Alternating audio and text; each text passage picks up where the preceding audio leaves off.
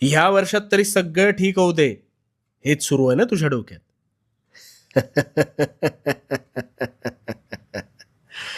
पलटतील.